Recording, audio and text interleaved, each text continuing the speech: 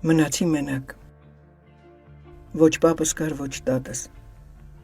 ոչ բյուրականը, ոչ չալոշունը, ոչ ամբերտի քարուքանդ եկեղեցին, կար միայն պարարվեստի դպրոցը, և այդ դպրոցում բալետի դասեր ուսուցանող ռուս ուսուցչուհին, որի ճիպոտի հարվածների տակ անցնելու էր իմ դաժան մանկությունը,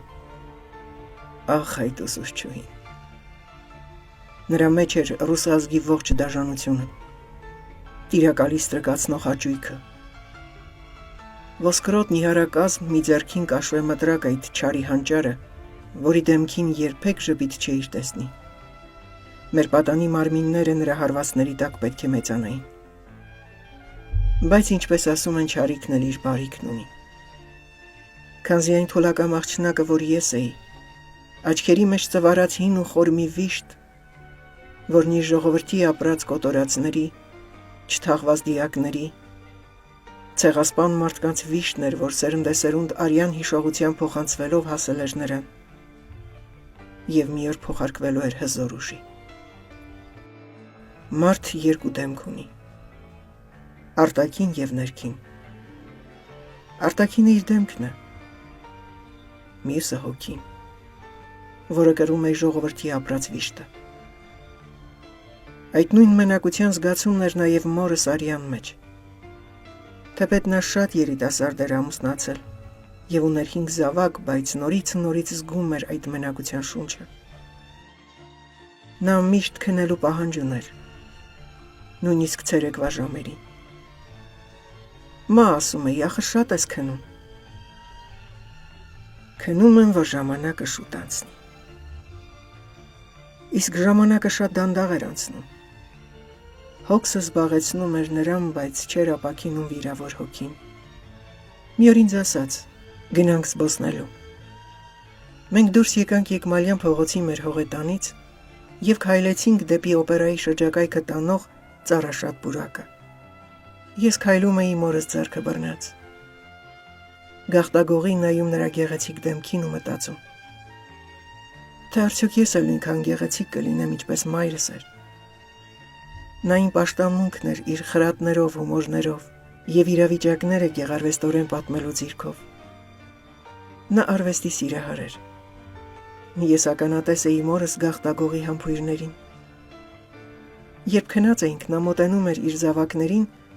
համբուրում և գաղտագողի փախնում։ Հայրս չափից դուրս ազնիվ էր։ Նա բանվորական մի ռեստորանի տնօրենն էր, սովետի տարիներն էին։ Զատկի տոնակատարությունն էր, իսկ մեր տանը ձու չկար, և դրամ չունեինք, որ գնեինք։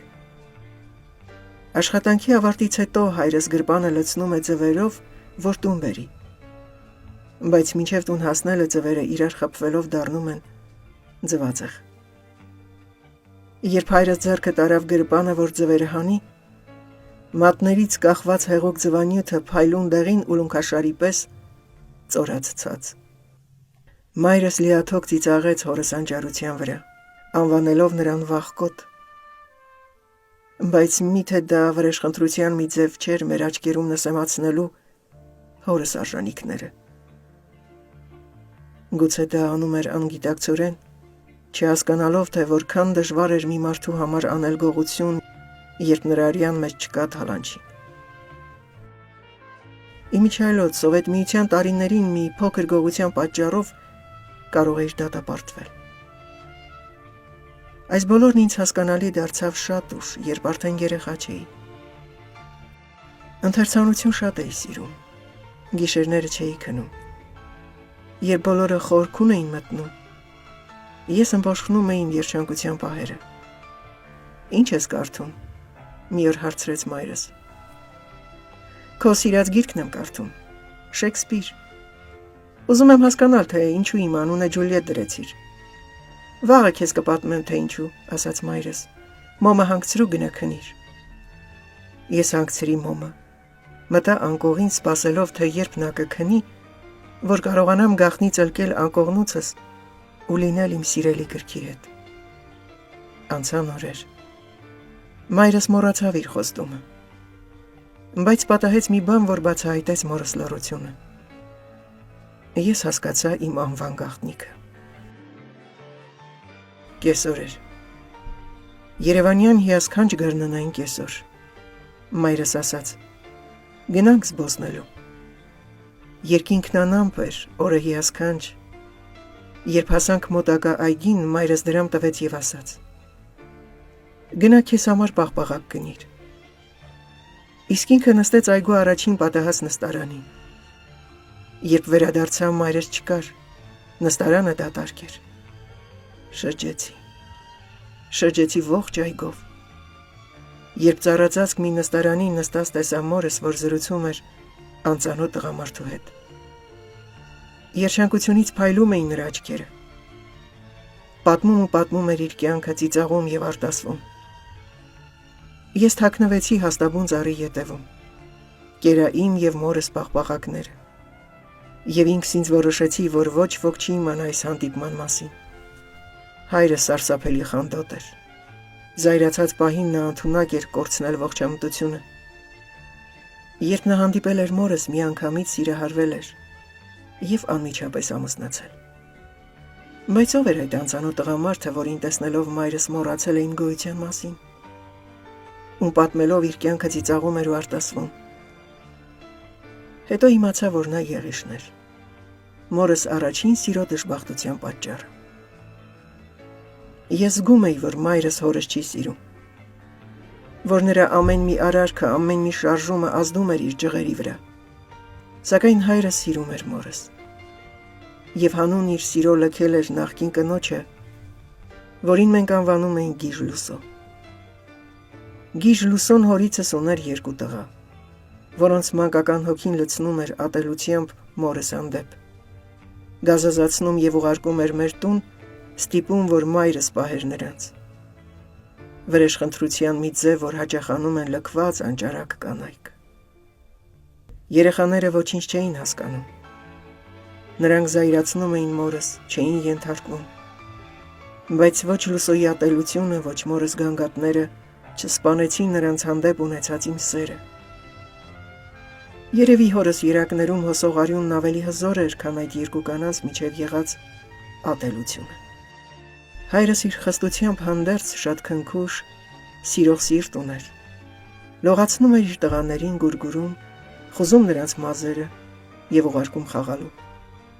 Նա հասկանում էր իր պատճառած ցավի հետևանքը, բայց ոչինչ անել չէր կարող։ Երիտասարդ գեղեցիկ կին ունենալու հաճույքը մոլորեցրել էր իրեն։ Եղբայրներս ինչ մեղք ունեն, մեղքը մեծերինն է, կամ գուցե նրանցն էլ չէր, մտածում էի ես։ Ամեն անգամ, երբ հայրս ու մայրս վիճում էին, ես մտածում էի, որ պատճառը Լուսոյի անեծքն է։ Խեղճ Լուսո։ Իմ մանկական ուղեղը մեծերի արարքներից գլուխ չէր հանում։ Բայց մի բան ինձ համար ակնհայտ էր։ Երբեք չեմ ամուսնանա մի տղամարդու հետ, ով նախկինում ամուսնացած է եղել։ Ուրիշի դժբախտության վրա երջանկություն չես կառուցի, մտածում էի ես։